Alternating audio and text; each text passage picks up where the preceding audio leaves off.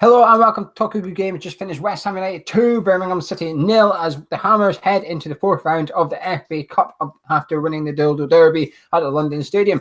Charlie, it took us about 90 seconds. A corner from Diangana. We've only scored from one corner all season. We took a corner in this time. Obona rose well. Lee Camp probably should have done better. Pushes it into his 6-yarder, and there's Arnautovic just to head into an empty net. Yeah, and I think you said the key thing there. I think Lee Camp probably should have done better with it, to be fair. My biggest problem with our corners is where we put them. We always seem to put them in that sort of deep, just outside the area range. And it means if someone does get on the end of it, it's really bloody difficult to do anything with it. Like, Ogbonna does well to rise and get actually some power behind it. But in reality, Lee Camp should be comfortably probably saving that. But he pushes it out into the most dangerous area possible, the 6-yard box. And Arnautovic, who has that instinct to be in the right place at the right time, reacts brilliantly and does actually, I think, quite well to get there ahead of the defenders and nod it home. Tom, was that relief when we went 2-0 up after, just 1-0 up after 2 minutes? I mean, it's FA Cup. Everybody's looking for the banana skin, aren't they? You'd be forgiven if you looked at this fixture. An injury hit West Ham up against the Birmingham side in decent nick. But we took the lead after just 90 seconds. Yeah, and to be fair, mate, I was always confident going into this one. Honestly, I know it looked like a potential upset, but I just thought we'd have far too much for them. So, yeah, not necessarily relief, because up to that point, I thought we were playing well and I thought we were controlling the game. And I don't think Birmingham had a touch until we actually scored. I think it was all us. We got the corner, great header from Ogbonna, instinctive from Arnautovic, back of the net. So, and from there, you think, here we go, we're going to push on, and we might absolutely hammer these. But yeah, as we'll talk about in a bit, it didn't quite work out like that. Well, they must have got a touch because we won a corner. Yeah. But I know what you mean. But 20 minutes, actually, this could actually be one of the more talking points of the game after the game, despite the fact we've won, etc. Tom, Marko Arnautovic got subbed on the 20th minute, and he didn't look like a happy bunny, did he? He didn't at all, and this is a little bit of a strange one. There might be more to come with this. I mean, I didn't see it myself, but apparently he'd been limping around a little bit, hadn't he? Looked a bit hurt, and Pellegrini's obviously thought, well, I can't risk him. We're already 1-0 up, in control. Our main man, if you like, if not one of our main men, you just got to bring him off at that point. You can't take any risks, especially with the injury crisis we currently got. It would have been silly beyond belief if they'd have kept him on. But yeah, Arnautovic has come off, shaking his head, shrugging his shoulders, arms in the air, and he ain't happy with it. But he does this quite often, and quite often I see him in games where he might be on the end of a tackle or something, and he goes round limping around for a little while. Clearly, nothing wrong with him then. But the manager doesn't know that. The manager's got to bring him off for me. So he's done totally the right thing, and Arnautovic just has to swallow that pill and get on with it. And yeah, he's got to understand in the cold light of day that when he wakes up tomorrow or whatever, that the manager made the right decision for him and for the team. Yeah, he was holding his hip earlier. I noticed him holding his hip, and I seen Nasri shouting over to the bench. I think it's actually his teammate he's got to thank for getting subbed off, possibly. But Pellegrini does the right thing here. Like, if he's striker, like you said, you're 1-0 up while the game's not finished. You are in 1-0 up as a Premier League club. Your star striker's got an injury potentially. I think he does the exact right thing. The only risk, if you like, is bringing on Carroll without a proper warm-up. He had to go on impromptu, if you like, and that was my biggest worry out of the substitution. Oh God, here comes a guy who's even already probably worse injured than Arnautovic before he's even on the pitch, and he's going on without a warm-up. I thought this just spells trouble. But what I don't like is Arnautovic's behaviour. I don't like it when players do this. It's not just Arnautovic himself, it's just all players. Hernandez kept doing it last season as well. When Hernandez has that thing he does with his lips, doesn't he? He goes when he gets subbed and he doesn't like it. To go up to your manager and sort of have like a public, not an argument, but clearly be pissed off with him, I don't like that. I think it's good. I like players that don't want to go off. That's the right attitude. But to display it in front of the TV cameras, in front of fans and stuff, I just think it's not the right thing to do. But Charlie, on the 28th minute, Andy Carroll finally got involved. This time he was clearing off the line from a Birmingham header. Sums up Andy Carroll a little bit. Yeah, the one thing you can't say you're disappointed with when he does come on is the fact that he's just so defensively good. And there were so many times in this game as well where he was the one making the defensive header away. like from corners consistently, this chance consistently. He is always there and seems to be more on point than our centre backs doing that.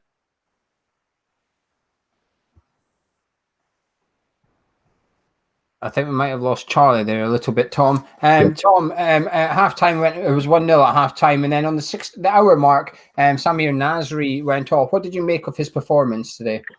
I'll tell you what, considering he hasn't played for more than a year, I was impressed with that. I thought he showed good. He showed a bit of quality today when others didn't, and a bit of composure. And yeah, I really like the look of him. Like I said to you before, when we were talking about it perhaps a week ago or so, I was going to wait and see with Nasri before I judged him. But if we're going to see some of that and more of that, then that's happy days, because there was a couple of moments in that game of pure quality from him. A couple of balls he put in. He put in one to Carroll, which was an absolute peach of a ball. And who was the other one too? I can't remember now. He played Antonio in at one point, didn't he? Absolute fantastic ball. So he's got that bit of quality, bit of composure on the ball, which I think we missed today quite a lot from a lot of the sides. So yeah, impressed with him. Yeah, I was impressed with Nasri as well. I think, like you said, he just has that little touch of quality compared to everybody else on that pitch today, actually. When he got the ball, he knew where he wanted it, he knew what to do. I like the way he moves. Whenever Rice or Robian had the ball, he was always trying to get in behind Birmingham's midfield, but in front of their defence, he was hovering in that little area, going left to right in there, as if say, I'm in here, just give me a little 5-yard pass into my feet, I'll turn, and then suddenly we're on the break, etc. I really like that about Nasri today. And the cross he did for Carroll never got on the end of it. But it's just the way he lofted it to the back post. It's the way Andy Carroll always screams to get it. Whenever someone takes a set piece, it's not the way he likes. You can see Andy Carroll shouting at them, saying, just loft it in the air and let me beat the guy in the air. And Nasri gave him that. And I thought, oh, this is interesting. He's already, okay, it's his first game. He's been here 6 weeks, though. But he's already sort of learned how Andy Carroll likes to have the ball delivered. And it's important that you can get a player that knows how to change his style for whoever his offensive partner is. Some players just play one way and one way only. It doesn't matter who the guy in the box is, I'm playing this way, and he must adapt to me. But Nasri sort of adapts to whoever is the guy. If it's Arnautovic, he'll do the little 1-2s with him. If it's Carroll, I'll loft it into the air for him. And I like that. I thought he was one of the best players on the park, Nasri. And the fitter, I think, I know it's only the FA Cup, it's only a championship club, but it does give you a little bit of a glimmer of hope. And also it's seen us change formation a little bit away from the 4-4-2. We dropped to the 4-2-3-1. Well, I thought we played 4-2-3-1 anyway. And it does show that that's maybe the way Pellegrini wants to play long term. And he's now finally got a guy that can play that number 10 role and really cause problems. And Charlie, not long after Samir Nasri, off went Alexander Silva after his first start for West Ham United. What did you make of his performance today? I was really, really impressed. I thought he was actually one of the better players we had. Player, when you come in, you have something to prove, you have a place to gain, and so they tend to play higher performances than they would otherwise. But I think he looked really good, he looked sharp, he looked fast, and he didn't look that out of place. If he'd started in that position, and he was sort of playing wide left in a way, if he was starting in that position in the Premier League game, I wouldn't be sad about it. I think there were a couple of times in that game where he showed a bit of class and also intelligence to beat his man, to get past someone, to get into a good space. And he won, I think he won the corner for the first goal as well, with just a little bit of trickery, bit of pace, and a great finish into the bottom corner. So it's a great building block for him to go on. And I was a bit disappointed to see him go off, which probably shows how well he played. In the 82nd minute, Andy Carroll hit the bar from about 8 yards out, and then in the 87th minute, he rounded Lee Camp, but just overrid it a little bit, and he couldn't quite catch it before it went out of play. But finally, in the 91st minute, he got his goal. Charlie, a lovely little ball in from Michail Antonio, but it left Andy Carroll with a lot to do, though. He did have a lot to do, but out of all the minutes we've seen him this season, we've probably only seen him for about 30 seconds of the Andy Carroll we know, but he scored from it. Yeah, exactly. And although he was left with a lot to do, that's what you need to do with Carroll, because he is such a big presence. Don't just lob it at him and expect him to jump straight up in the air and do.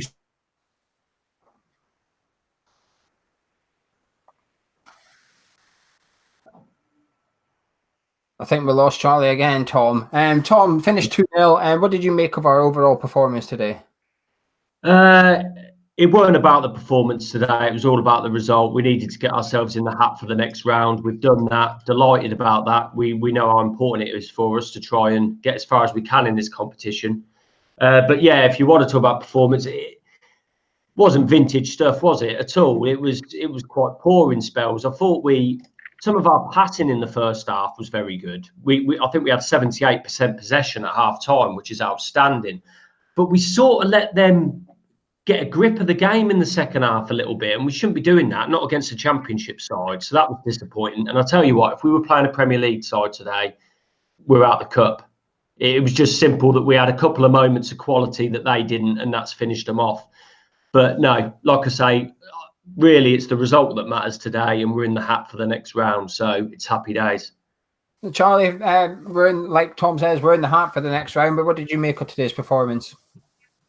Disappointing overall. I felt like we could have done better against Birmingham, if I'm perfectly honest. I felt like we let them have too much of the game, and it's another game where a team are defensively strong and are able to sit back, and we just don't really know exactly how to break them down.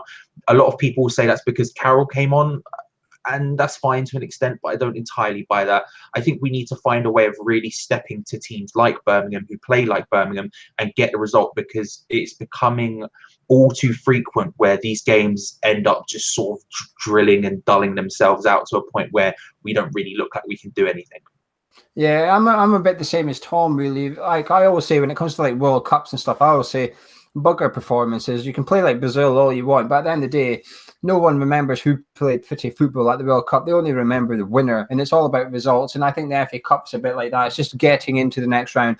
We've done that today. Was it glamorous? No. Was it champagne football? No. Will we forget about the performance by tomorrow morning? Probably. It's not one to remember. There's a couple of individual performances I think played well. Apart from that, I think everybody was pretty average, but we'll come on to individual performances in a second.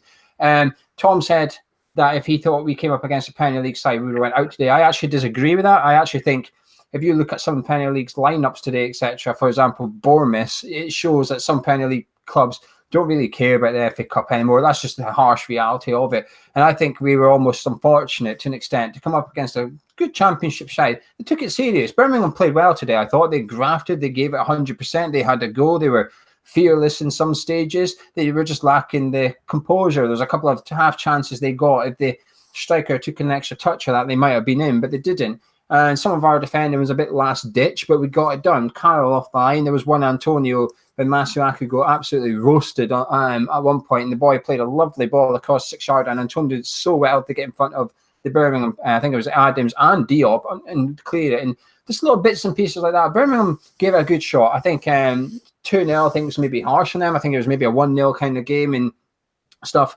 But it was a big test for West Ham today, and we've got the job done. This is what, if we were a top 6 side, everybody was saying this is a professional performance. They turned up, got the job done without really giving 10 out of 10 or giving 100%.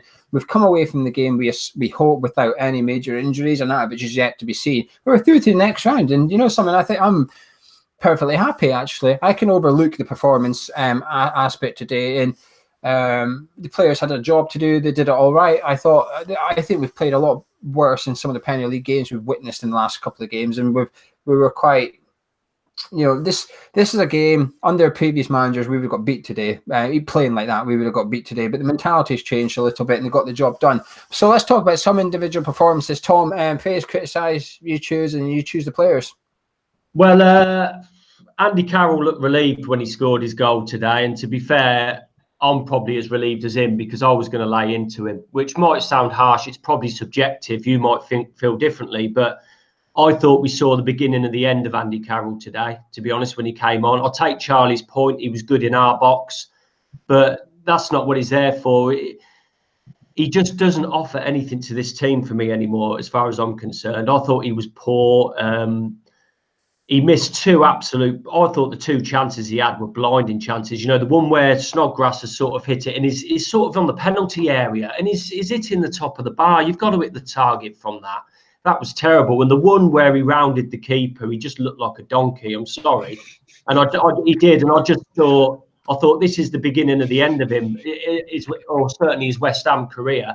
But then he goes and scores that goal. And I'll tell you what, and I'll hold my hands up, I was delighted for the bloke, because I've got nothing against Andy Carroll. I've always really liked him, but he just doesn't seem to fit into this team. And we've said it now time and time again, and I'm not going back on it, despite the fact he scored that goal. So, yeah, disappointed with him. Oggy again, but it's going to turn into another Oggy, let's have a go at him fest. Because, again, I thought he was all over the shop. There was a moment where he didn't know whether to go in with his head, and then he didn't go in with his head. He went in with a high boot, and he still didn't win the ball. And it might have been Jukovic, I don't know. He was in behind him. And I'm just thinking, this geezer ain't got a clue what he's doing. He's balmy. So on to some positives. I'll give you some positives. Declan Rice was absolutely terrific today. And he was the best player on the park for me. The composure that lad shows at 19 years of age, I'll never get bored and tired of saying it. The guy is absolute class, and he was terrific. And he was the one looking to get on the ball again and make things happen. Some of his tackling as well is outstanding. You think he's got no right to win that in the manner he does. But he's not just one of them where he put in a sliding tackle and win the ball and the ball runs free. He sort of wins the ball, keeps control of the ball, then finds the pass. He's got a lovely knack of doing that, and it's terrific to see. So he was outstanding. Nasri, we've touched on, I thought had a very good game. I was very impressed with him. And I'll tell you who else, and it's probably the third game in a row I've said this, Antonio. I thought he had a really good go. There was one moment that did sum him up where he had a great run down the right-hand side and then he tripped over his own feet. That was typical Michail Antonio. But again, he had a good go, and he was showing that pace and power that we're used to from him. So I was pleased for him. I thought he had a really good game. Charlie, same question. Players, take your pick. I think just to piggyback off that Antonio thing, you've said it before, Gio, where you said he adds an extra attacking element from right back because they don't really expect some sort of mad marauding run from that position. When he does it, they're not really ready for it. And he comes in deep, he comes in fast, and no one really knows what to do with it. That's a terrible way of wording it, but I've said it now and it's on the internet. He's frustratingly annoying with his final ball at times, with his final shot at times, but he is consistently creating those chances now. And when he does that, there's nothing you can say about it because he is good at doing that specific thing. If he could score whatever, he wouldn't be at West Ham. But he's done well again today, and I think he deserves credit once again. And I want to pick on him again. I want to say Silva, because I think he really didn't look out of place at all and looked really good. And whenever he was on the ball or whenever the ball was coming close to him, I felt like something was going to happen. I felt like a chance was going to be created, or he could have pulled off a shot. There was that one just before he came off where he sort of hits it around the defender and then starts chasing it. If that's earlier in the game, I would have backed him to put it in the net. I think he had a really, really good game today, and I would want to see him involved in the squad more. And I think he's done himself a world of good going forward. One player I'm going to praise, which I'm surprised neither of you two did, is Diangana. I thought he was brilliant. I thought the last couple of games in the Premier League, I thought he's gone into his shell a little bit. I thought he's got bullied in a few games. Today, Birmingham, I think, tried to bully him a bit. They kicked him about, and they kept bouncing back up. And there was a couple of times he literally did just bounce back up off the turf and keep going and got advantage and stuff. And it was really good to see him just... It's almost like he's getting a bit more used to the physical aspect of top-tier football. Whereas in the past, I think you give him a couple of kicks early on, he sort of just holds back a little bit, or he doesn't want the ball as much. But today there was none of that. And I was really pleased to see him really constantly gets the ball and just runs at the Birmingham defence, puts them under pressure, and they don't like it. There's nothing worse than a defender than having someone running at you with the ball. It's the worst thing you can have. You'd much rather have someone that sort of jostles and passes sideways, etc., because it's easy to defend. You stand still and you watch the ball. It's easy enough. As soon as someone runs at you, you've then got to do something. You time it wrong, especially this day and age, you're in the book. If someone goes past you and you bring him down, there's a good chance you're going in the book early on. Then you've got the rest of the game worrying if that geezer's away run at you again, because you're on the booking, so you can't tackle him. And this guy's running at you. So I thought Diangana was brilliant. Well played to Diangana. But Antonio was, again, one of our best, most attacking, dangerous players at right back. And, while he got caught out a couple of times at right back again, there was a couple of times I actually thought his defensive instincts are improving. He's getting in the right place at the right time, which is not something he used to do. That clearance he did. If Zabaleta did it, we'd all be saying, Zabaleta, world-class right back, etc. Well, Antonio did it, and something, credit to him, because if he didn't, that was a tap-in. His reading of the game at right back has really improved lately. And I'm not saying he is a good right back. I'm not saying that makes him a right back. But if you go compare him a couple of years ago, when, one, he didn't want to play there, and two, he was just awful. Now it feels like he actually wants to play there a little bit, that he feels like maybe it is acceptance in the sense of, okay, I'm not going to play right wing, so I'm just going to have to accept right back. Maybe it is that. But it feels like he's happy playing right back now. He's not got this body language of someone that doesn't want to be on the pitch. And I think, defensively, he's getting better. Now, the only player I'm going to criticise, I was tempted to criticise Obiang a little bit. I felt like he ghosted through the 90 minutes without actually doing anything. But it's disappointing because Noble's not in the squad today. He's been rested. You've got your chance, Pedro. You weren't that great against Brighton. The guy that came on for you changed the game. You've got to step up and do something here. He didn't do it for me. So sorry, mate. You're now on the bench against Arsenal. You had your chance today and you didn't take it. The other guy I'm going to criticise is Masuaku. Bloody hell. How often does that guy get beat? He gets beat more than Stan Collingwood's ex. And that's saying something. Honestly, he's terrible. He doesn't even take much to beat him, though. The guy just looks at him in the eyes and blinks, and all of a sudden he's dummied him. We're just lucky we didn't concede goals from his side of the pitch today, because there's 2 or 3 times his man went past him as if he wasn't there. At one point, that guy that had the volley, remember that Birmingham striker that had the volley, he took it the side of his foot and he put it pretty well wide. It was high at the sky. How was it high in the sky? Masuaku was about 20 yards up, facing the Birmingham goal, facing away from our goal. He literally just booed it up in the air and it went behind him. Like, what's he doing? He's a defender. What's he done? That's Sunday League defending. He's not a left back. We all know that. But Jesus Christ, Antonio looks like a better right back than Masuaku a left back. And difference is one of them's played as a full back in his career. But that being said, Tom, can I get your final thoughts on the whole thing and also your man of match, please? Yeah, not a lot to say, mate, other than, sort of what I've already said. Look, we're in the hat for the next round. It's a big competition for us. We're out the League Cup. In the league, we're going to finish somewhere between 7th and 12th. I'm convinced of it. And you don't get any trophies for that. As much as it would be a great achievement for us to finish somewhere like 7th or 8th, nobody's going to remember that in 10 years' time. We've got to grasp this opportunity. And I think we will, because we've got a manager that seems to take these cups seriously. So, yeah, let's go for it. Obviously, we're going to hope we get a bit of luck with the draw in the next round. Hopefully, we'll get another lower league opposition. That'd be fantastic. Another home draw, maybe. But yeah, most important thing, we're in that hat. Performance wasn't fantastic, but there's certainly things we can work on with that. Looking forward to seeing Nasri next time out, seeing how he can get better and better the more he plays. So, yeah, that's about it, really. Man of the match. I've got to give it to Declan Rice. I can't give it to anybody else because I just thought he literally looked the best player on the whole in the whole park. I thought he was outstanding. Like I say, composed, brilliant. The guy just amazes me probably every time I watch it. Every time I see him play, he really does, because he's only 19 and he plays like a 28-year-old. Charlie Walsh, can I get your final thoughts on man of match, please? Yeah, I'm disappointed with the performance, and I'm out of us really struggling against teams who will just sit back against us. But as you've both said, the important thing is we're in this, I think, on a show last week or something. If we get an easy draw all the way to the final, I don't care. We're in the final. You know what I mean? I didn't care with it England. I won't care about it with West Ham. As long as we're getting through. If terrible performance, be damned, we won 2-0 today. And Andy Carroll got his goal, so maybe he'll actually kick on and do something good for the rest of the season. At least we can hope so. Man of the match. It's difficult because I don't think anyone, for me personally, was like outstanding. But I'll agree with Tom. I think Declan Rice he's just too consistent. He's too consistent, and even when everyone else around him is failing, even when the midfield next to him is ghosting, as you put it, he still puts in a great performance. And I'm always confident when someone's going near him that he will dispossess and find someone with the pass. His passing completion stats are insane every single game, and there's a reason for that. He's a very, very good player.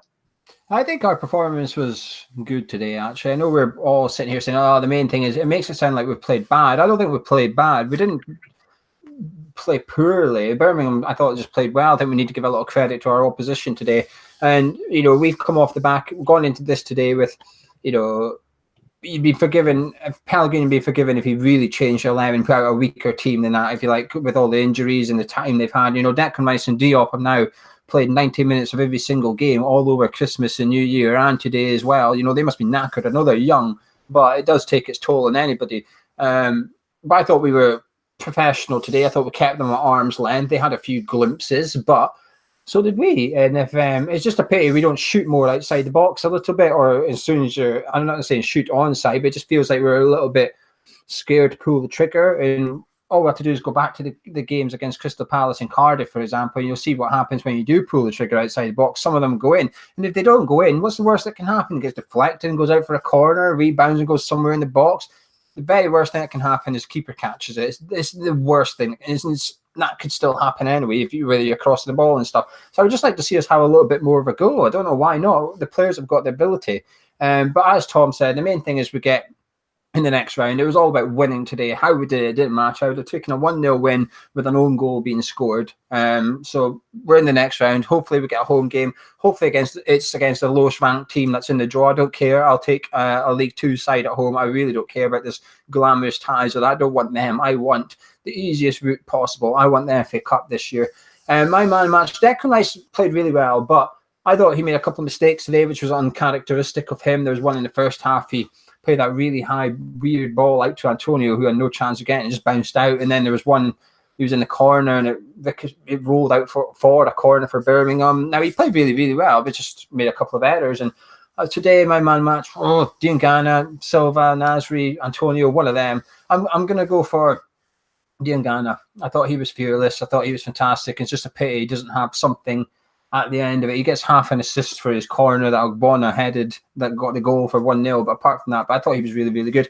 But anyway, that's it from us. West Ham are in the 4th round of the FA Cup after defeating Birmingham City 2-0. And that's been Charlie, that's been Tom, I've been Jill. Drop a like on the video if you enjoyed it. Subscribe if you're new around here. I'll be back with Gonzo having a cup of tea next week, because there's lots of transfer rumours building up, as you'd expect. And also we'll have our preview ahead of the Arsenal game as the Gunners come to town next Saturday. Thank you very much for joining us, and we'll see you very soon.